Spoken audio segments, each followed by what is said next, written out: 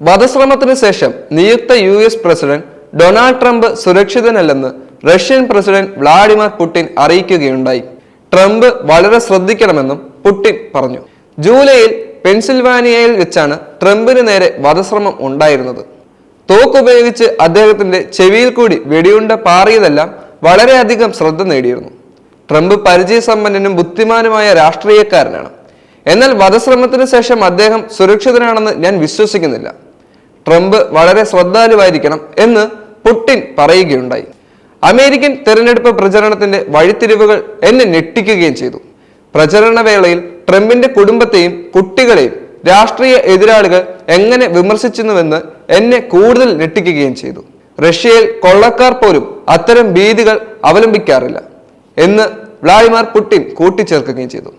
Vladimir പുടിന്റെയും Donald ട്രംപിന്റെയും സൗഹൃദം വളരെയധികം ചർച്ച ചെയ്യുന്ന വിഷയങ്ങളിൽ ഒന്നാണ്. അമേരിക്കയും റഷ്യയും തമ്മിലുള്ള യുദ്ധവും അല്ലെങ്കിൽ അവരുടെ തമ്മിലുള്ള വിപരീത ആഭാസവുമെല്ലാം വളരെയധികം ചർച്ച ചെയ്യുന്ന കാര്യമാണെങ്കിൽ പോലും ഇവരുടെ സൗഹൃദ ബന്ധം ഈ ഒരു കാര്യങ്ങളെല്ലാം എത്തരത്തിൽ നിയന്ത്രിക്കുമെന്ന് കണ്ടു തന്നെ അറിയേണ്ടി വരും. കാരണം സാഹചര്യം വ്യത്യസ്തമാണെങ്കിലും ഇവരുടെ സൗഹൃദം വളരെ നല്ല നിലയിൽ കൊണ്ടുപോവുകയാണ്. റഷ്യയും അമേരിക്കയും ഒരു വലിയ ശക്തികൾ തന്നെയാണ്. എന്നാൽ അമേരിക്കയുടെ ചൊൽപ്പടിക്ക് നിൽക്കാൻ റഷ്യക്ക് സാധിക്കുകയില്ല, അല്ലെങ്കിൽ റഷ്യ അതിന് കൂട്ടാക്കുകയില്ല.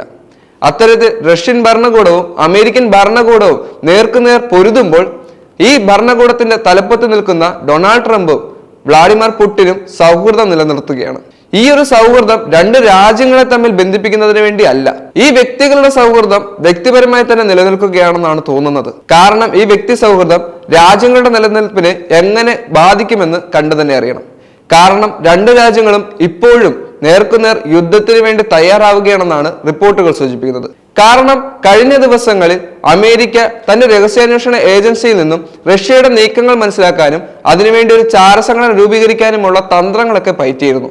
എന്നാൽ ഇത് ഡൊണാൾഡ് ട്രംപ് അറിഞ്ഞോ എന്ന കാര്യത്തിൽ വലിയ നിലപാടുകളൊന്നും അമേരിക്ക പുറത്തുവിട്ടിട്ടില്ല.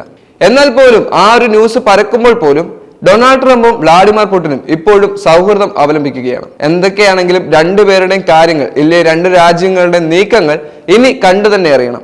വലിയ യുദ്ധങ്ങളിലേക്കാണോ അതോ സമാധാനപരമായ ചർച്ചകളിലേക്കാണോ ഇരുവരും പോകുന്നതെന്ന് നമുക്ക് കണ്ടു തന്നെ അറിയാം.